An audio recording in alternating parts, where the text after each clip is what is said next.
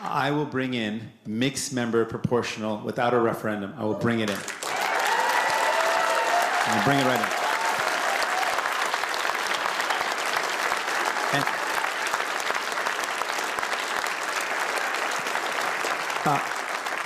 And I'll bring it in because of this. I believe in giving power to people. I believe the first past the post system, which creates false majorities, is wrong. I believe when less than 40% of the people vote for a certain party and that party gets 100% of the power, it's unjust and it's wrong. And I believe that when people are worried about who they vote for and they have to make decisions around voting strategically, it's wrong. I want people to vote their values. I'm pretty sure they end up voting for us if they did. But I think it's really important to give power back to people and make sure that every vote counts. I would make sure it would be a requirement as Prime Minister in a minority setting that if a government or if a party wanted to work with me, it would be one of my important values that we put in place, PR. And I'd work for that. I would say that would be a part of our negotiation. So the similar question, I'm just flipping it around.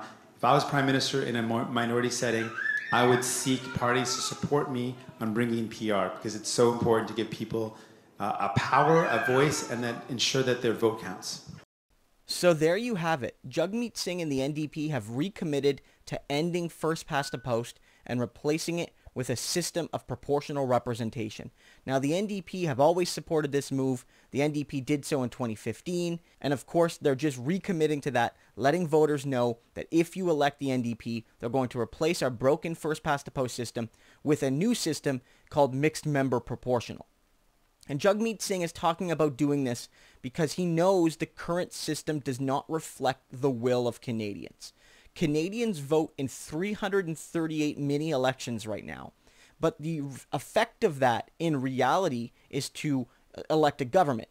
And when you do that, those individual little elections don't always add up in a manner that reflects what Canadians want.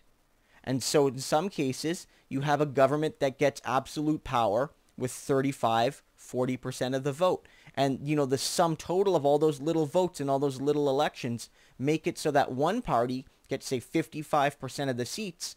And that means that that one party gets all the power for 4 or 5 years. And that doesn't reflect what Canadians want or what they voted for. Canadians voted for many, many political parties for many, many different reasons.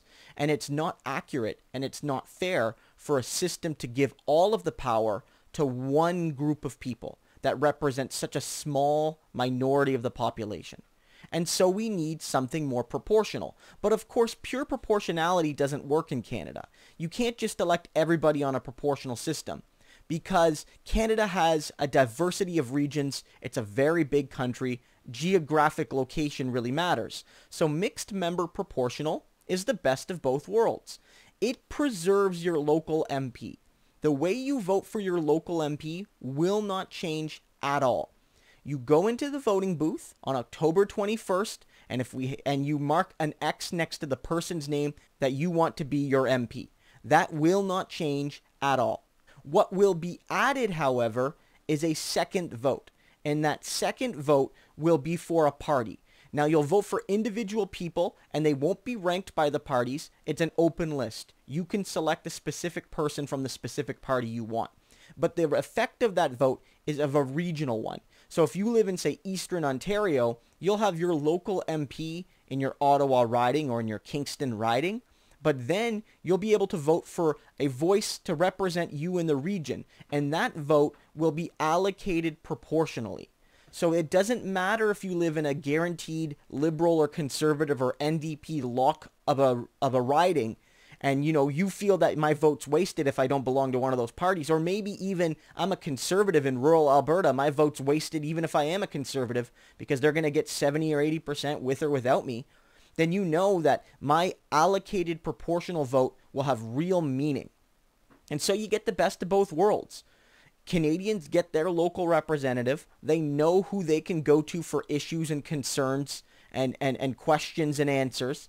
But now they get a parliament that better reflects the will of Canadians. And again, this is not just a good thing for NDPers and other small parties. This is good for every party, I believe. For many Liberals and many Conservatives, they might say, well, this will hurt us because it'll take away some of our unearned power. And if you're a selfish partisan, maybe you think that. But if you want to think from the perspective of what reflects the will of liberal and conservative voters, our current system is broken. If you live in Alberta, the Conservative Party can basically ignore you if you're a conservative, because you're almost always going to give all your seats to the Conservative Party. Maybe one this election won't go to the Conservatives, which is Edmonton Strathcona, which will likely go to the NDP. And whether or not Justin Trudeau built a pipeline for you, or whether or not Rachel Notley worked really hard for the oil industry, the conservative movement in Alberta just elects massive conservative governments every time. Under a proportional system, however, every party would have a greater reason to fight for your vote in Alberta. Every party would. Even the smaller parties like the Green Party would. Because they think, okay, if I can just get a couple more percentage points in Alberta, that's one more seat, or that's two more seats. And so it makes sense to put forward policies that matter in a province like Alberta. It's the fourth most populous. But because of Alberta being so wedded to conservative parties at the federal and provincial level, first past the post makes it a very, very poor place to invest electoral energies. Conservatives got you on lock, and nobody else can break through. And it also helps with regional diversity. One of the arguments against first past the post, beyond the fact that it distorts the will of the voters, is that it leads to regional discrepancies. And it leads, I think, to a more divided country. Look, right now, the Liberal Party has literally every single seat in all 4 Atlantic provinces. All 32. They don't have 100% of the support in those 4 provinces. They're not anywhere close to 100% support in all 4 of those provinces. But because of the way our system works, they literally have 100% of the power in 40% of our provinces. If you're an NDP or a Green or a Conservative in any of those provinces, you do not have a voice. You don't have a representative for your worldview, your ideology, your interests, whatever. Under a proportional system, more non-conservatives would get elected in places like Saskatchewan and Alberta, and more non-liberals would get elected in places like the Maritimes. It's a win-win system. It would mean that conservatives who live in urban areas have a voice, and it would mean that non-conservatives in many rural areas and rural farming communities, let's say, will now have a voice too. It allows a person, wherever they live, to not feel like because they disagree with their neighbors, their voice is effectively snuffed out. Everyone matters, and everyone matters equally under a proportional system.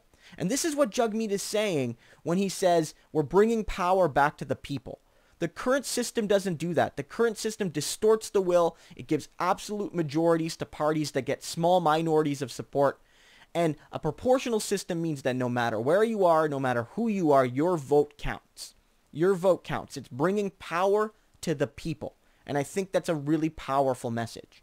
And I think one thing to really understand here, to really get at here, is this promise by the NDP should be one of the most important factors in this election. Because here's the thing. Justin Trudeau and the Liberal Party are trying to hold you hostage. When they broke the electoral reform promise they made in 2015, they were banking on you being mad, but then forgiving them, even if only partially, because you don't want Andrew Scheer to win. But we need to realize that that system will be the very system that elects Andrew Scheer or someone like him. It might not be this election, but the system that Justin Trudeau preserved is the one that can give absolute unchecked power to the next conservative leader. Maybe it's this election. Maybe it's the next one. But it will happen eventually. This is the system that made Doug Ford, absolute power premier with like 40% of the vote. A proportional system would have maybe led to an anti-Doug Ford coalition that would have kept him from the premier's office, or at the very least would have meant that the NDP and Greens and Liberals could have united to go against Ford when possible on his very worst policies. They could have said, well, Mr. Ford, with 40% of the seats, because you got 40% of the vote, you can form a government, but on any issue, you do need to get that last 10% of seats in the parliament, in the legislature, to agree with you. And so on your massive cuts, you might not be able to get that 10%. Maybe on other policies you could. Maybe you need to compromise more. That's a better system than our winner-take-all system. And so we need to ask ourselves, what's the best way to ensure that unrepresentative, unchecked conservative governments and unrepresentative and unchecked liberal governments don't happen again? And the answer is strategic voting, but not in the way that liberals would like you to think it. Not in the way that it's, ABC means vote liberal no matter what and be done with it. That's not strategic voting. Strategic voting in this election is defeating conservatives and liberals wherever you can and replacing them with New Democrats. And wherever possible, keeping the NDP MPs currently in power where they are. The goal has to be a minority government, because Jagmeet Singh notes this here, that if the NDP forms a government, we will implement this system. But if it's a minority government, whether led by us or whether we're a junior partner, we will demand this as one of the things we're looking for in a package of support. It'll likely include other things like pharmacare and dental care and things like that. But what Jagmeet Singh is saying is that this is one of the most important issues for us in this election, is ensuring that going forward in future elections, the will of Canadians is reflected, and the will of Canadians is reflected accurately, no matter where you are. That a vote for the NDP is a vote for the NDP, and that will help that party. Or a vote for the Conservatives, whether you live in a safest Conservative riding in the country or the weakest Conservative riding in the country, your vote for the Conservatives will have a positive impact for the party you believe in. It's as simple as that. Our current system, the winner-take-all first-past-the-post system, is designed to breed cynical and disruptive and adversarial politics. But a proportional system will more often than not lead to greater cooperation and collaboration. It has to. Because in our current system, the Liberals and Conservatives especially, they're gunning for that 40% or so, maybe less. Because if they get that, then they have absolute unchecked power for half a decade. And then nothing else matters. And so everything is about hitting that magic number. Under a proportional system, however, it's extremely unlikely, unless you're in some of the provinces that are effectively two-party systems, that you will ever get 50% or even close to it. Justin Trudeau, last election, got about 40. And that was a good election. If he would have done a little bit better, he would have got 42 or 43. But still, nowhere near 50%. He would have had to know that no matter what happens in this election, somebody's going to have to work with at least one or two other parties to form a functional government, in the upcoming parliament. And so we need to work together. There needs to be less mudslinging. There needs to be more, good faith debate, good faith sharing of policies, good faith discussion. Some of those discussions at good faith could be very heated, and you might still agree or think that a party is setting out to do real damage to the country. But, you will be more likely to give credit where credit is due, because the system will encourage that collaboration. Do you guys remember during Pride Month where Elizabeth May and Justin Trudeau and Jagmeet Singh all marched together in the parade? And I noted in that video that one of the things that I thought of instantly in that moment was how this was what our system could look like if it was proportional. Under our current parliament, if it was proportional, Justin Trudeau would have quite a bit few less seats. The NDP would have quite a bit few more. And then the Greens would as well. And the Bloc would be similar because proportionality is determined by provinces. They'd probably get more seats as well. But the point is that Trudeau would lose his majority, but there would still be a broad progressive electorate reflected in the parliament. And when they do things like march at Pride together, that could have been the government working together. That would have been Justin Trudeau having to get collaboration from Singh and May and their parties to get things done. That when he wanted to back away from his electoral reform promise, there'd be more pressure on him. That when, people wanted progressive change on pharmacare and dental care and working to fight for and with Indigenous people, the NDP and Greens could have put pressure there. On all of these things, there would have been more weight. When the Liberals put forward a budget that didn't tax the rich enough and that gave too many preferential treatments to the rich and to big corporations, the NDP could have put their feet to the fire and say, no, we want greater provisions here to tax the rich and to redistribute that money to the programs people need. That is collaboration. That is cooperation. That is compromise. And while it might not leave any one party fully happy, it'll be a better reflection of the electorate's will. I've noted this as well. Look back to the BC 2017 election. The NDP and the Liberals effectively tied in that one. They both got about 40% of the vote. The Liberals, though, their vote was a bit better spread out, so they got a couple more seats and were one away from a majority. But what ended up happening was that the NDP and Greens were able to form a coalition, a soft coalition. The Greens don't have a seat, but they were able to back the Horgan government, and as a result, BC has a government that better reflects the will of the people. If the BC Liberals would have gotten one more seat, they would have gotten a majority government with 40% of the vote, meaning that all of the power would be reflected in one party that was only voted on by 40% of the population. Now, with the coalition by the NDP and Greens in British Columbia, they represent 56% of the electorate. 56% of the voters voted for one of those two parties. And so while it doesn't represent everyone, it represents a majority of the population, which means it's a much more legitimate government, I feel, than the current majority government in Ottawa or the current majority government here in Ontario, whether it's a Liberal or a Conservative one. This is why we need proportional representation. Jagmeet Singh is making that clear. We need a system that builds collaboration. We need a system that reflects the will of the people. We need a system that reflects the diversity of this country. We need a system that ensures that entire regions aren't becoming fiefdoms of political parties, and that creates real regionalism and real, I think, distrust. It's not healthy for the country when the Liberals can go 32 for 32 in the Maritimes, and when it looks like right now at least the Conservatives are going to win almost every seat in Alberta and Saskatchewan. That's not healthy for the country. It doesn't reflect the will of voters. It tears us apart, and a proportional system will ensure that in every province you will see almost every party.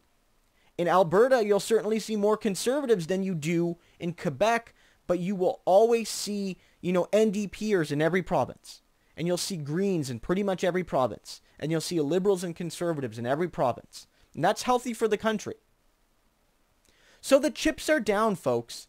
The strategic vote right now for anybody who wants to see a just electoral system is to ensure that the New Democratic Party, led by Jagmeet Singh, holds the balance of power.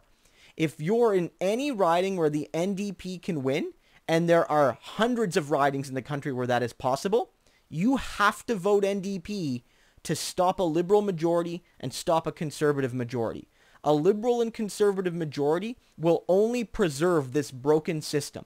We need a change. We need something that will allow for a greater reflection of what Canadians want in their politics, and that has to come from electoral reform. And I'm glad that Jagmeet Singh, more than anybody else, is taking the lead on this file. So let's make it happen, folks. Let's make 2019 the last election under first past the post, and let's make our next election the first one in the history of Canada where the people's will was accurately reflected by the ballots cast.